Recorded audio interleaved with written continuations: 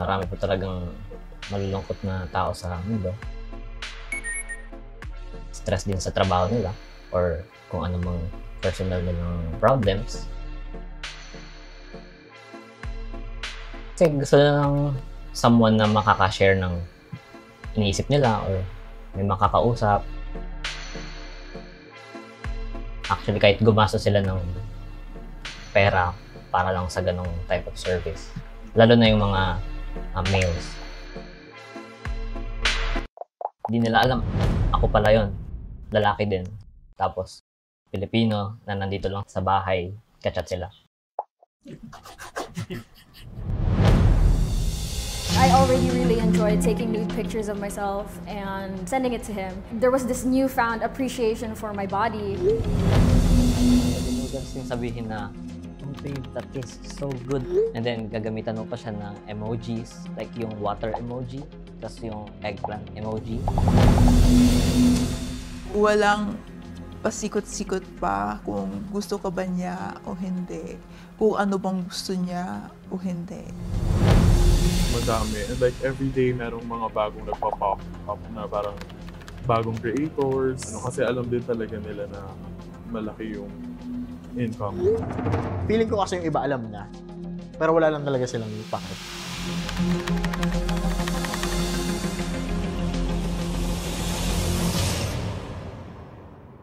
Isang di pangkaraniwang hanap buhay na buong kilas at sigasig na pinasok ni Salome. Between me and my boyfriend, I already really enjoyed taking nude pictures of myself. Why not, take the next step and monetize it somehow? Sa kulturang Pilipino, hindi gaanong napag-uusapan ang sex. Ang paksang ito pinagtatawanan, ikinahihiya, ibinubulong-bulong. Hindi nga naman natin masabi ang mga salitang Te at Sige, mami! Hoy, wag kayo mag-video! Sa broadcast na ito nang hindi magugulat at baka pa nga magagalit ang iba. Naya ko! Hirap nga siya sabihin. Pero yun naman talaga yung tawag sa kanila, di ba? Pero sa pribado, iba na ang usapan. Sa loob ng kwarto at sa likod ng screen ng ating mga telepono, hinuhubad na raw natin ang ating mga maskara.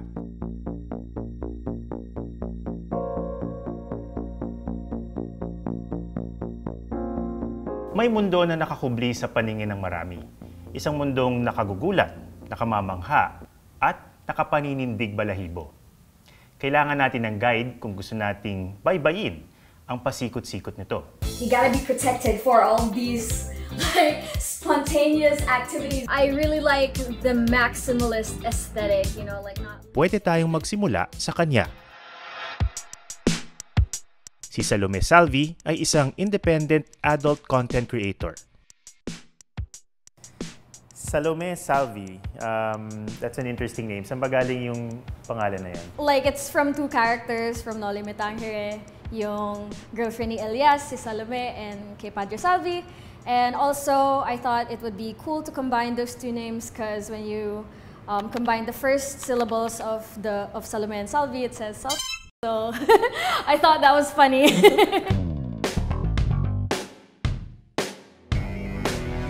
Hindi naman talaga yan ang legal na pangalan ni Salome. Iilan lang daw ang nakaaalam ng tunay niyang pangalan. Dahil na rin sa mundong ginagalawan niya ngayon. Like my family, my parents, they're kind of embarrassed that this is the kind of line of work that I entered in. So I try to not bring any further shame to them or really associate myself with them. Maging klaro muna tayo. Ano nga ba ang pornography? Wala itong iisang definisyon at nagbabago ang katuturan depende kung saan, kailan at sino ang tatanungin. Pero sa esensya, ito ay material na naglalarawan o nagpapakita ng sexual na aktibidad na layong magbigay aliw o libog. Popular ba ito sa mga Pinoy? Well, Hulaan nyo kung sino raw ang pinakamatagal mag-browse sa isang sikat na porn website noong 2021.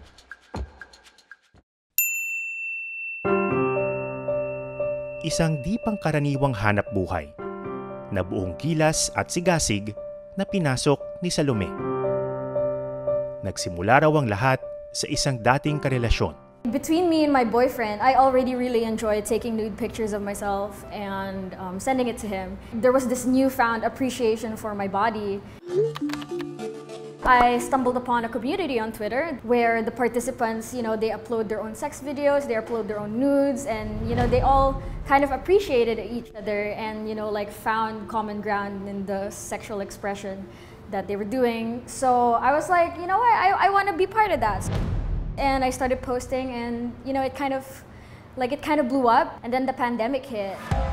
There was a sudden need for me to have a new source of income because, like everyone else, I lost my job during the pandemic. So ayun, I was like, I have all of these followers, and they all know that I love doing this kind of work. Why not, take the next step and monetize it somehow? I love that it's small.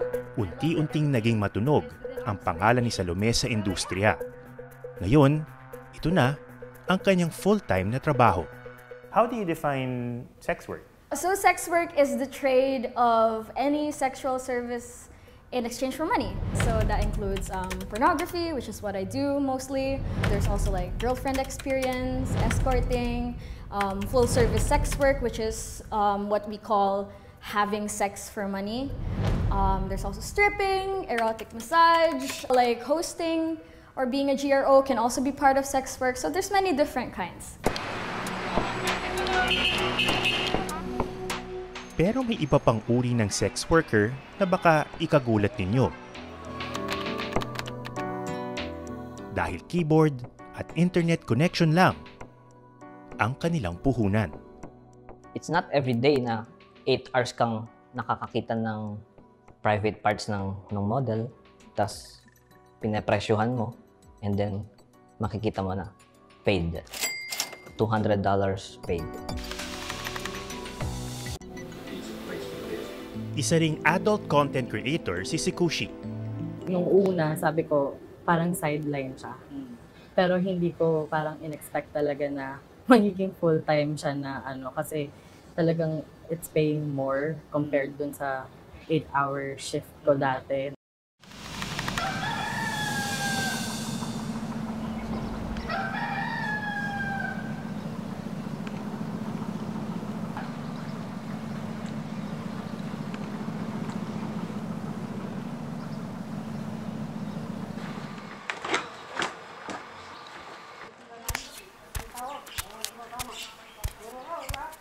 Medyo weird ang nakalipas na taon para sa estudyanteng si Mervin.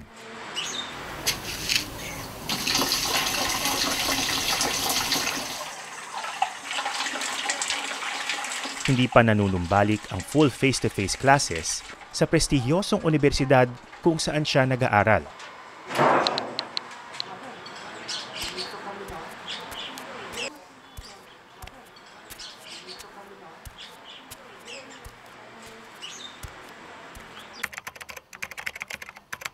Kaya madalas, nasa harap siya ng kanyang computer.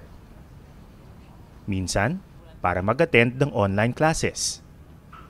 At minsan, para magpanggap na ibang tao at magbigay aliw sa daan-daang sabik na kalalakihan. Pwede mo kasing sabihin na, oh babe, that tastes so good in my mouth. And then gagamitan mo pa siya ng emojis, like yung water emoji, tas yung eggplant emoji. Nakikita mo ba siya as some kind of sales job? Yes, you're there para ultimately to sell. Paano mo natutunan yun? Okay, teka lang. Paliwanag muna natin sa mga hindi nakakaalam. May mga tinatawag na content subscription service online. Isang legal na serbisyo na tinatangkilik pa nga ng ibang celebrity. Pero ang maraming modelo, ginagamit ito para gumawa at magbenta ng pornography.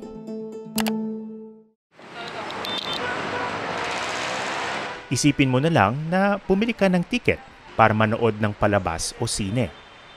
Bukod dito, pwede mo pang makachat ng one-on-one ang mga iniidolo mo. Parang ganon. Ang pinakasikat sa mga serbisyong ito, ang global website na OnlyFans.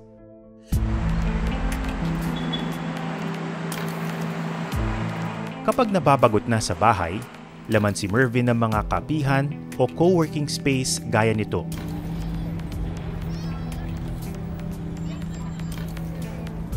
Ewan, basta. Hello po. Atong. Basta raw may laptop at wifi, okay na. Pero of course, yung pipiliin kong pwesto, yung nakatalikod from everyone. Can you give me a better idea of Sige. what your work entails?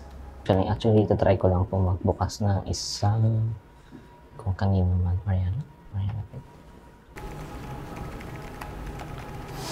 Okay, first time kong gagawin siya na mag-open na nasa ganito. So ito yung website, no? Ito yung... Yes po. So, binibigyan po kami ng access ng login credentials ng OnlyFans account po ng model. And then, magla-login kami if start na ng shift namin. Account ito ng isang babaeng model sa Amerika. Pero si Mervin ang naatasang makipag-talastasan sa mga subscriber o fans ng modelo. Itatry na i-entice and then i-check mo sila how was kumusta yung araw nila, ganito ganyan. And then maybe you would want to play with me, ganun. Kasi yung ultimate goal mo naman din dito is to build relationship and ultimately para to sell something. Kakaiba ang trabaho. Pero seryoso si Mervin dito. Do you consider yourself a sex worker? I mean, I guess. Pero hindi siya, blurred line siya na yes or no, pero leaning sa yes kasi you're offering some form of service that causes them sexual pleasure in exchange of money. Did you ever think that aabot ako sa ganito? No. I mean, hindi ko ma-imagine na 2022 and then mag-apply ako ng work online and then ganito yung end up ko. 3 buwan pa lang ginagawa ito ni Mervin. Naisipan lang daw niya maghanap ng part-time work online habang bakasyon sa school. It's not that hard compared to other jobs. If you don't mind, how much do you get paid? Or how much does a chatter get paid for this kind of job? Monthly, nasa 22,400 pesos a month. Part-time student na worker, tapos estudyante ka pa, saan ka kukuha ng 22,000 pesos? Maraming pagkakataong kumita ng pera sa internet, lalo para sa mga malalakas ang loob. Isa ring adult content creator si Sikushi. Noong simula, katuwaan lang daw ito at paraan ng self-expression. May mga friends ako na parang nag-encourage sa akin na since ginagawa ko siya for free, nagpo-post ako ng adult content na libre lang. Sabi nila, why not try to sell it? Sinimulang maningil ni Sikushi ng monthly subscription para sa kanyang content. Nag-boom ang kanyang negosyo. I have a community kung saan din nag-grow yung Twitter ko nung nagsa-start ako. Nung una, sabi ko, parang sideline siya. Pero hindi ko parang in-expect talaga na magiging full-time siya na kasi talagang it's paying more compared dun sa 8-hour shift ko dati. Kapag may video ako, for example, ang average ko daily, it's 5,000 pataas na siya. Wow! Dahil na rin daw sa pangako ng salapi, marami raw ang natutuksong pasukin ang hanap buhay na ito. And like everyday, merong mga bagong nagpa-pop up na parang bagong creators. Kasi alam din talaga nila na malaki yung income. Sino ang mas marami? Mga babae o mga lalaki? Mas marami yung lalaki. Straight and gay guys, mas marami yung sa amin. Pero hindi lahat kasing swerte ni Sikushi. Naglipa na rin sa internet ang mga mas desperadong creators ng X-rated content na itinutulak ng kalab ng sikmura. Gusto ko din naman po tumigil sa ganito. Kaso kung titigil po ako sa ganito na wala akong descending trabaho, wala po, mawawalan talaga ako. Ipinasilip sa amin ni Salome ang kanyang kwarto na kung tutuusin, nagsisilbi na ring opisina at studio. So nahanap mo na rin yung parang best angle Yeah, for the yeah. camera. It's usually just here on the side so that it has a full view of the bed. Meron ka pang toys na ginagamit for some of your content? Yeah. There you go.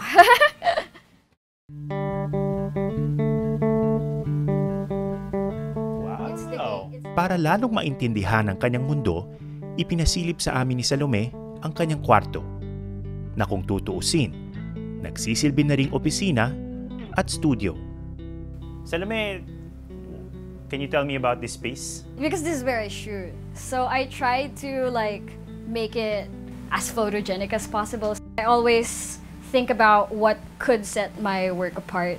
And I thought that if it looked really intimate and it's nicely decorated, it would really add to the quality of the work. Everyone, this is my bedroom. And a lot of people essentially come into your bedroom through the content that you make. Yeah, that's part of the fantasy that adult content creators are selling. We have this sort of parasocial relationship almost with our viewers. So halimbawa, meron kang, if you film or meron kang live video session, how would you set this space up?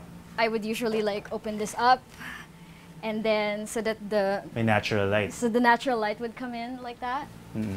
And so both of my cameras would be here. I use 2 cameras all the time. I have a really super wide lens. Wow! Yeah. That looks fancy.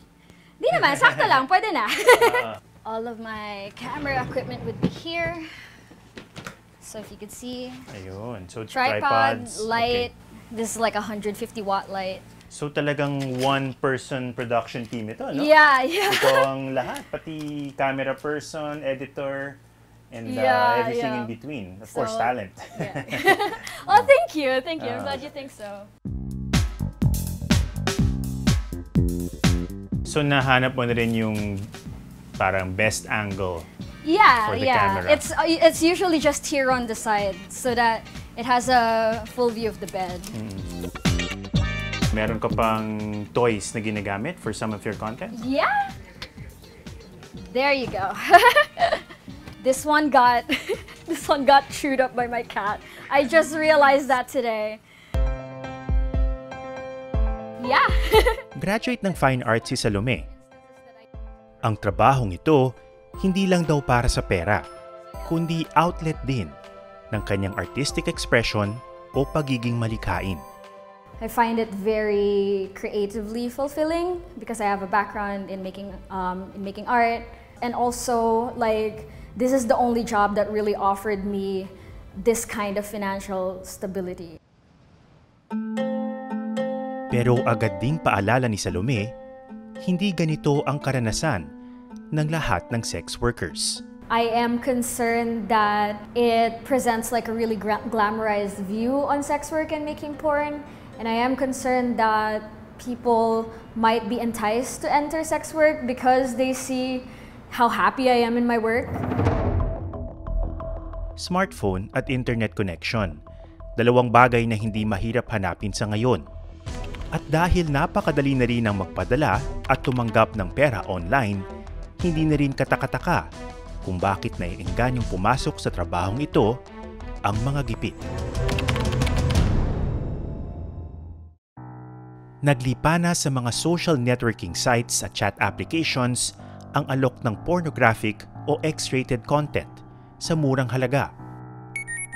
Takot humarap sa kamera ang halos lahat ng small-time adult content creators na nakausap namin. Pero matapang pa rin na ibinahagi ng iba ang kanilang kwento. Bakit pa sila napasok sa ganitong trabaho? Muntik nang hindi makapag-aral, kailangan suportahan yung family in terms of financial aspect. Nagkaroon na ba sila ng di magandang karanasan? Pag kunwari hindi ka lang sumunod sa request, sasabihin ka na parang, I'm paying you, why are you not doing my request? Yung tipong gusto mo tumigil at the same time, pero need mo talaga. Gusto ko din naman po tumigil sa ganito. Kaso kung titigil po ako sa ganito na wala akong descending trabaho, wala po, mawawalan talaga ako. Pero tila iba ang mundo ng mga sex chatter tulad ni Mervin. Sa kanilang trabaho, hindi kailangan makita ang kanyang mukha o anumang bahagi ng kanyang katawan. Ni hindi nga kailangan marinig ang kanyang boses. Natatawa ka ba sa idea na yun o tinanggap mo na lang? Anong una? Kasi nakakatuwa yung level ng... Kasi hindi nila mag-get. So parang proud ka na hindi nila mas sniff na ganun yung kausap nila. Na ganun lang siya kadali.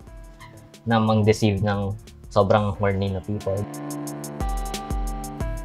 Pero hindi pa natin nasasagot ang isang mahalagang katanungan. Bakit nga ba may ganitong mga uri ng hanap buhay? Admin manager ng isang digital marketing company si Chris. Siya ang nagpasok kay Mervin sa trabahong ito. They're basically managing an account of a model kasi if a model's account only has like 50 fans, pwede sila mag-reply, sila na mismo.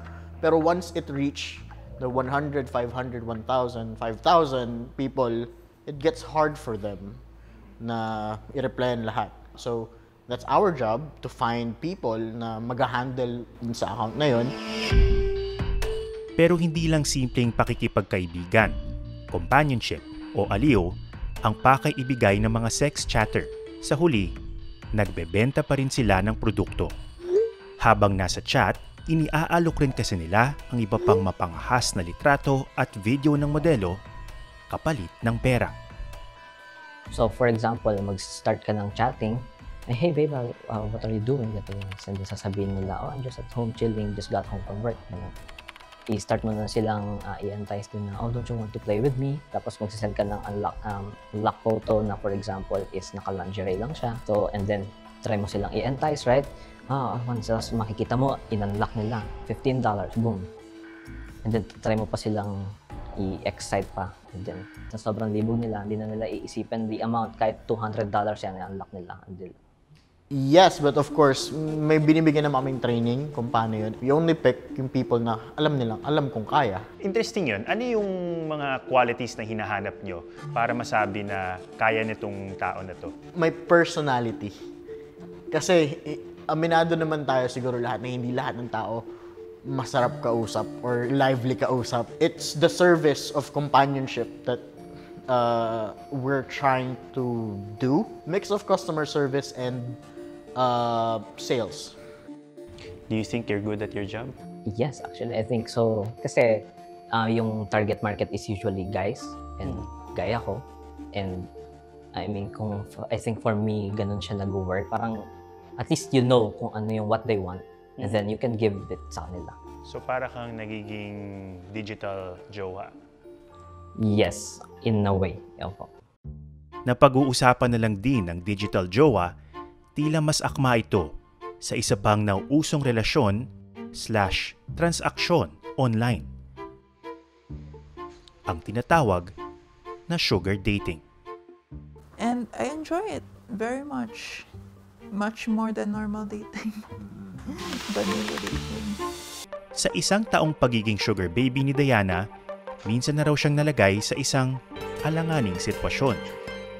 Sabi ko, bakit ayaw mong gumamit ng condom? Sabi niya, kasi malinis naman ako, blah, blah, blah. Sabi ko, walang enough na allowance kung magkaroon ako ng disease dahil sa pag-i-insist niya gano'n. Like, kunwari, kung magka-HIV ako, like, lifelong.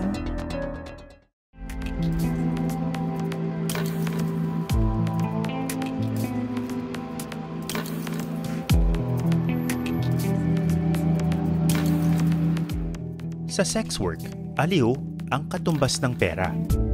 Pero paano kung ang pakikipagrelasyon ang may price tag? Ito ang mundo ng sugar dating. Hayaan na lang natin na si Diana ang magpaliwanag nito. Ano ba yung ibig sabihin kapag isa kang sugar baby? So usually may isang sugar daddy, which is usually mas matandang lalaki. And gusto niya mag-date ng mas batang babae. Usually maganda, matalino. They give sugar as an incentive. So sugar it's like gifts or money or experiences. Sugar baby si Diana. Yan ang termino sa mga tumatanggap ng sugar sa ganitong klase ng relasyon. Sugar daddy naman ang nagbibigay nito. Nag-start ako nung nag-break kami ng boyfriend ko. Tapos heartbroken ako. Gusto ko ma-distract. So, sabi nga nila, the best way to get over it is to jump on another one. Just kidding. Pero gusto ko lang makalimutan siya, maghanap ako ng distraction. Doon na ako sa magsuspoil sa akin. At least doon, may nakuha pa ako. So, nag-research ako para maghanap ng sugar daddy. And I enjoy it very much. Much more than normal dating. Vanilla dating.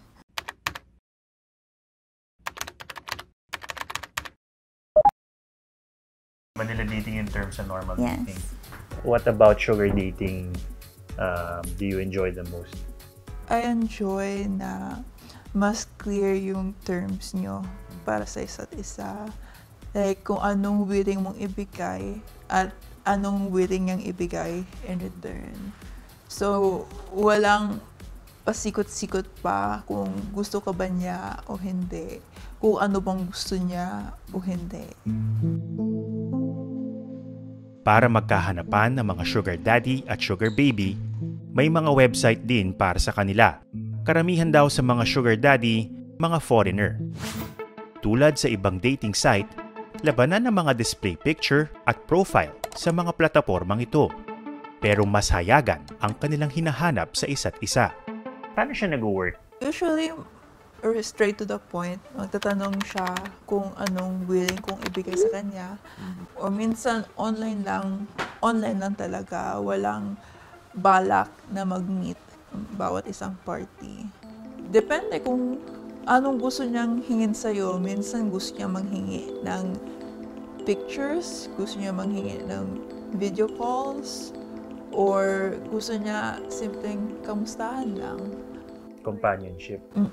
In your case, ano ba ang mga willing ka na i-offer sa isang relationship?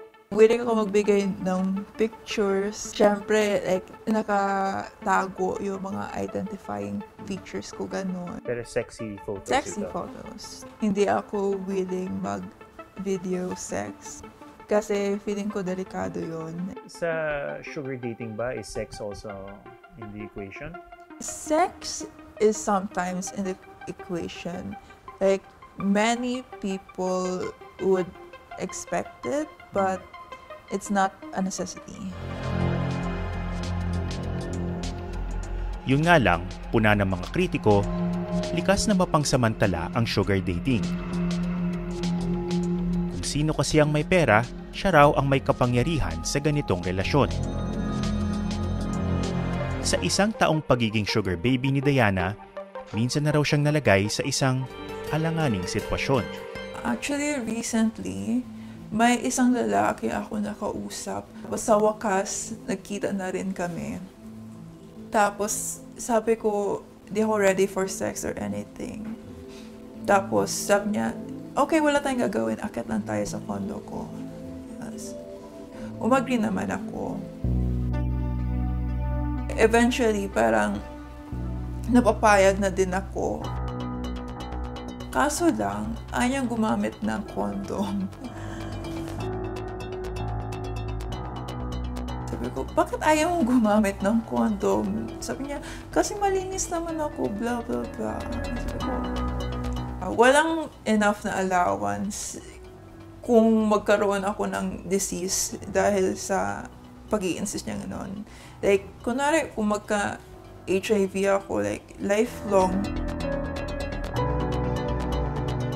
Ligtas na nakaalis si Diana sa condo ng sugar daddy, pero hindi pa rin siya natinag ng karanasan. Sa tingin mo ba, babalik ka pa sa tinatawag mong ang vanilla dating? No. Talaga? Parang, at the end of the day, it's still my choice. Like, bonus lang talaga yung pera. Giit ni Diana, kung wala naman siyang sinasaktan, karapatan niyang pumili kung sino ang gusto niyang i-date at kung ano ang mga kondisyon.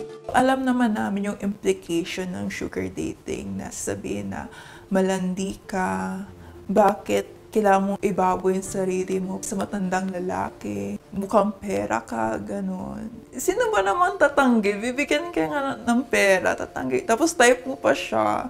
Make it make sense. Go lang. Like, who cares? It's your life. Hindi pa man malawak ang pagtanggap sa konsepto ng sugar dating sa Pilipinas, tila dumarami ang sumusubok dito. Ayon sa Sugarbook, isang sugar dating platform, lumaki raw ng 40% ang mga Pilipinong gumagamit ng kanilang serbisyo sa nakaraang taon. Nasa 250,000 na raw ito, kung saan 80% ang mga babae, 46% daw ng mga sugar baby, mga estudyante. Pang-apat na rin daw ang mga Pilipino sa buong mundo sa gumagamit ng kanilang website. Now the keyword here is choice. Yan si Darren Chan, ang Malaysian entrepreneur na founder ng Sugarbook. Nakausap ko siya sa pamamagitan ng video call. I understood that a lot of people were complaining about how money is the root of all evil, but we at Sugarbook, we believe otherwise. We believe that being poor could be the root of all evil. We give women a choice to choose who they want to meet and who they want to be in a relationship with. Kontrobersyal ang Sugarbook, partikular sa Malaysia. Noong 2021, pinablock ng mga otoridad doon ang website dahil sa pang-uudyok umano ng immoral na aktibidad. There is some concern that the platform can be used for prostitution. How do you respond to that kind of criticism? Yeah, so I think it's not just Sugarbook there's a concern. Any sort of social networking platform, be it Instagram, Twitter, Facebook, sugar dating is nothing illegal, it's not prostitution, and you don't need to have sex. You're not obligated to have sex, and it's just another form of dating.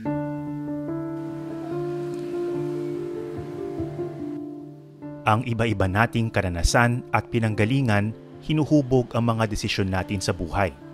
Ganun din kay Salome.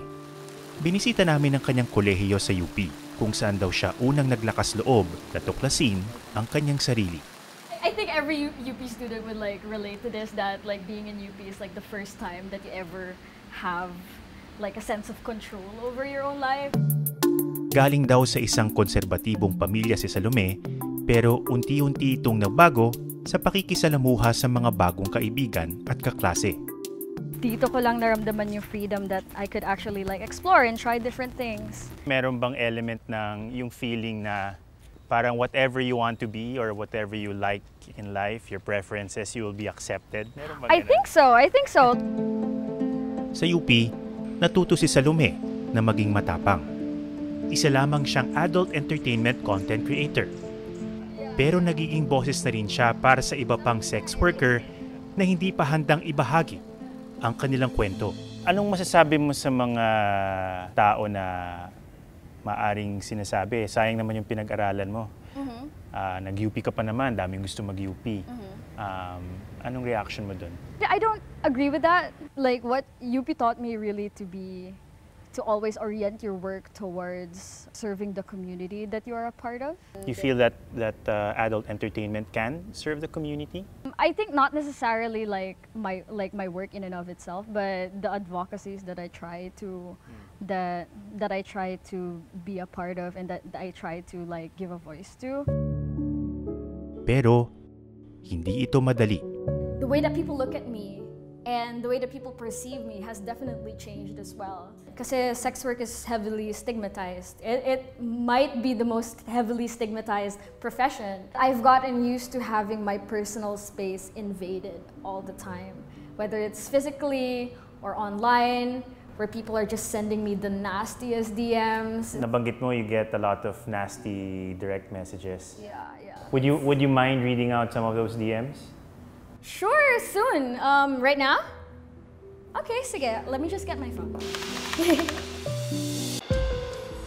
Hindi rin madali ang karanasan para sa mga tulad ni Mervin, na keyboard lang ang gamit pang akit. Actually, right now, desensitized na ako. hindi naman normal para sa tao na makakita ng mga pictures or videos ng babae na naka-open wide sa camera, na naglalaro ng sarili. The way that people look at me and the way that people perceive me has definitely changed as well. Kasi sex work is heavily stigmatized. It might be the most heavily stigmatized profession. I've gotten used to having my personal space invaded all the time. Whether it's physically or online, where people are just sending me the nastiest DMs. Would you mind reading out some of those DMs? Let me just get my phone. Hello, madam. Ako nga pala si Blank. Ako po ay isang virgin. Nais ko po sanang matikman ka gaya ni Trike Patrol. Doon po sa sa dorm mo ginanap yung gera. Meron dito, send ka mo ate. Subo mga ganyan. Maghuhubad ka na nga lang, di mo pa magawa ng tama. Seduction score, 2 out of 10. Attempt ka na ba sumagot? Sinasagot ko yan minsan kapag nakakainis talaga. Yung lagi ko sinasabi, like a lot of people think na okay, nabastusin ako kasi iniisip nila, trabaho ko naman magpabastos. And that's not necessarily true, obviously. It gets traumatic sometimes. It's a traumatic amount of harassment that I have to deal with. Like there's a level of like tolerance that I've developed for it. But at the same time, tao pa rin naman ako. So I do get upset, especially if it's like something severe like that. Whew. So yeah, it doesn't feel good. Be nice on the internet. So harassment online is one thing, pero do you also get harassment in the real world? Yeah. Or baka meron ka na naalala na particular incident na bothered you or... Yeah, this one incident where I was recognized in Makati, and you know, it was someone who was a follower of mine, I guess, and because he recognized me and he was like, could I take a picture with you? And he was drunk na. He put his arm around my waist and then really held me really tight and kissed me on the neck. Yo, like I did not allow you to like do that to me. Can you stop? And you know, he got taken aback. They don't understand that, you know, like even in our job, we negotiate consent with all of our clients. They tend to forget our humanity. Hindi rin madali ang karanasan para sa mga tulad ni Mervin, na keyboard lang ang gamit pang akit. Sa simula, like, what the am I doing? Like, nakikipag-sext ako, pero I get paid, so I guess it's okay. Meron ba siyang hidden cost sa'yo? Opo, actually, right now, desensitized na ako. Hindi naman normal para sa tao na makakita ng mga pictures or videos ng babae na naka-open wide sa camera, na naglalaro ng sarili. Meron ka ba mga realizations sa work mo? Yun na yung objectification ng women is still predominant pagdating sa ganitong market. Minsan, mabigat din daw sa damdamin ang pakikipag-chat sa mga subscriber na malungkot o nangungulila.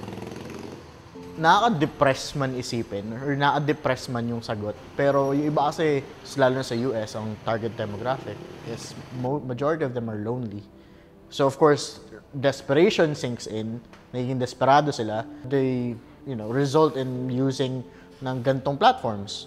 Does it go beyond the business side of it? Parang minsan ba nafe-feel mo na gusto mo rin talaga tulungan itong tao na ito to be happier? Yes, kasi I think most of the time after din ng shift ko, ano yung gagawin namin dito sa specific na subscriber na to, for example. Of course, we're still talking to people dito with feelings, with valid thoughts. Parang ako, just like me. Kahit sabihin pang nagmamalasakit din sa kanilang mga kachat, sa huli, hindi ba panloloko ito? Tanggap mo ba yun? Meron po, kasi hindi naman yung model yung kausap nila eh. Doon pa lang, deceptive na siya. Anong feeling mo doon? It's my job. I get paid to do it. Bakit ako magre-reklamo? Komportable ka ba doon sa ganong situation? I think it's already established na people are doing that. Kasi logistically speaking, kung a fan may 100,000 fans, tapos 24 hours na nagchat-chat, hindi ba nila, feeling ko kasi yung iba alam na, pero wala lang talaga silang pake. Bagamat patuloy ang diskusyon tungkol sa positibo at negatibong epekto ng pornography sa individual at lipunan, isang bagay ang mas malinaw. Delikado ito sa mga kabataan. Sabi ng UNICEF, ang panonood ng porn sa murang edad maaaring maging sanhi ng problema sa mental health, sexism at objectification, karahasang sexual, at iba pang negatibong epekto. Do you ever worry about your influence on younger people who might not be ready for this kind of content, this kind of world? Yeah, I do worry about that quite a lot. And especially when I have people come up to me and say that they consume my porn and then they're not of legal age yet. That disturbs me a little bit. And I don't like that my work is so easily available to minors. Because like everything is available on the internet without any screening. Nagiging lalong kontrobersyal pa ang mga platapormang ito dahil sa paratang na maging ang mga menor de edad nagiging explicit content creators na rin. Ang iba, sapilitan pa. Ayon sa isang report ng BBC, inimbestigahan ng UK Child Protection Service ang London-based na OnlyFans dahil di umano nakakasubscribe at upload ang mga menor de edad ng masiselang larawan o video nila. Pahayag ng OnlyFans, aktibo sila sa pagtiyak ng edad at ID ng kanilang users gamit ang state-of-the-art technology at human monitoring. Iniimbestigahan din nila ang mga reklamo mula sa komunidad o iba pang alagad ng batas. May datos naman mula sa isang internal report ng Twitter na di umano mahina ang mga proteksyon nito laban sa pornographic content. Pahayag ng Twitter nito lamang Agosto, agresibo raw ang laban nila sa online child sexual abuse, kaya naglaan sila ng malaking pondo para sa teknolohiyang magpapaigting sa kanilang mga polisiya. Sa Pilipinas, iligal ang tinatawag na cybersex sa ilalim ng Anti-Cybercrime Law na may sumusunod na definisyon: the willful engagement, maintenance, control, or operation, directly or indirectly, of any lascivious exhibition of sexual organs or sexual activity with the aid of a computer system for favor or consideration. Hindi ka ba natatakot? Yeah, there's that fear, but it's like the least of my concerns at the moment. Dahil sa hari-saring gawain ng sinasaklaw ng terminong sex work, iba-iba rin ang mga hamon at tindi ng panganib na kanilang kinakaharap at tila iba-iba rin ang paningin sa kanila ng batas. Halimbawa, bagamat iligal ang prostitusyon sa bansa, walang partikular na batas na sumasaklaw sa sex chatting o di kaya sugar dating. Very strong yung batas dun sa protection against forms of exploitation na may kinalaman sa trafficking. Pero very weak yung batas dun sa side ng paano mo ngayon susuportahan yung mga individuals na pipiliin mag-explore ng ganitong klase ng larangan. Ang sociologist na si Sabrina Gacad naniniwala na lehitimong trabaho ang sex work. So, hindi siya aberration. Palagay ko yung idea natin ng pagiging aberration ng adult industry or erotic services nanggagaling dun sa thought na ang sexuality hindi dapat accessible to the public. Ang sexuality ay dapat private. And then lately, what we have been seeing is yung idea ng pagpasok into erotic services na nagiging choice ng isang participant. At mindful sila sa options nila, mindful sila dun sa judgment ng lipunan against the work they want to do. Tapos, alam din nila yung risks, or at least meron silang some level of awareness of the risk. And yet they choose, and yet they explore. Ano yung dapat maging attitude natin doon kung merong mga na-exploit din within these kinds of services? Definitely, ang isang paraan para ma-address yung exploitation is to make sure na lahat ng nakakaranas ng iba't ibang uri ng panggigipit, ng harassment, exploitation, or abuse, dapat alam nila na una, hindi nila kasalanan kung ba't sila naabuso. Pangalawa, dapat handa yung social services network natin. Dapat lahat handa na sumalo sa kanila. Si Emmy De Jesus, dating party list representative mula sa women's rights group na Gabriela, naniniwala na hindi dapat ituring na kriminal ang mga nagbibigay ng sexual services, lalo na yung mga napipilitan lamang pumasok dito. Pero specific dito halimbawa sa prostitution o prostituted women, ang isang position namin dyan, kung legislation, decriminalization. Kasi lagi kami nabubuslo doon sa yung moral question na, so gusto nyo illegalize, no? Pero ang reality kasi, nagaganap yan, pero ang kakasuhan nila yung babae. Kasi nga illegal ang prostitution. Kaligtas na yung kapitalista na... Yung bugaw. Yung bugaw. Nakaligtas na yung customer, no? Pero sa pananaw ni De Jesus, likas pa ring problemado ang gawing kalakalan ng sex at iba pang kahalintulad na serbisyo, lalo na para sa mga kababaihan. Karamihan daw kasi ng mga babaeng kanilang nakakaenkwentro mga biktima ng human trafficking o sapilitang prostitusyon. The fact po ba na commercial siya in nature, yun na po talaga yung fundamental opposition or yung fundamental problem sa ganitong klaseng kalakaran? Oo, kasi tinitingnan mo na commodity eh. Commodity yung babae. Kalakal na siya eh. Pwede nang bilhin. Meron po mga nagsasabi na na-enjoy nila yung ganitong klaseng trabaho at pinagkakakitaan nila, kaya sa kanila hindi problema. O at least they don't feel exploited. Ina-acknowledge niyo po ba na merong ganong mga individuals? Palagay ko may mga individual eh. May mga individual siguro. Pero that is not the norm. Oo. Palagay ko, matapang din sila bilang mga tao, no, na nandyan. Kasi alam mo rin naman ang stigma sa lipunan eh. Ako, ang tingin ko talaga, ang pwede talagang gawin, education pa rin. Kumbaga, women not be treated as sex object. Kaya, i-raise mo talaga yung level ng consciousness mismo ng kalalakihan at saka ng buong lipunan, no? Yung demand para sa ganyang klaseng service? Yes. I'll give you a number. On account that we handle. Overall revenue niya, $3 million in a year. Ano man ang inyong pananaw sa sex work at iba pang kahalintulad na serbisyo, isa siyang realidad na kailangang pag-usapan. Lalo na ngayon na tila lalo pang nagiging madali, pag-alok at pagtangkilik sa dumadaming uri nito. Tanungin niyo na lang si Chris. Malakas ba yung demand para sa ganyang klaseng service? Yes. I'll give you a number. On account that we handle. Overall revenue niya, $3 million in a year. Wow. Daming pera, no? It's a big business. Then that's only one. Personal opinion is feeling ko, lalaki pa siya.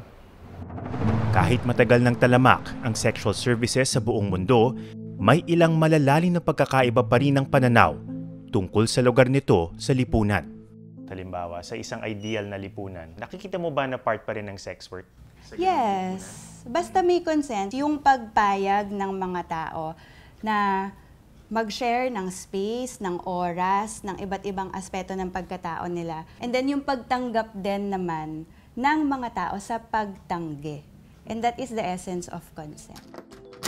In an ideal world, kung kayo po ang tatanungin, nag-i-exist pa rin po ba yung sexual services for pay? Dahil ideal nga siya, di syempre looking forward tayo, no? Gagawin natin yon. Palagay ko na hindi ko na aabutin. Dapat hindi na. Dapat hindi na nag-i-exist ang commodification at commercialization ng sexual service.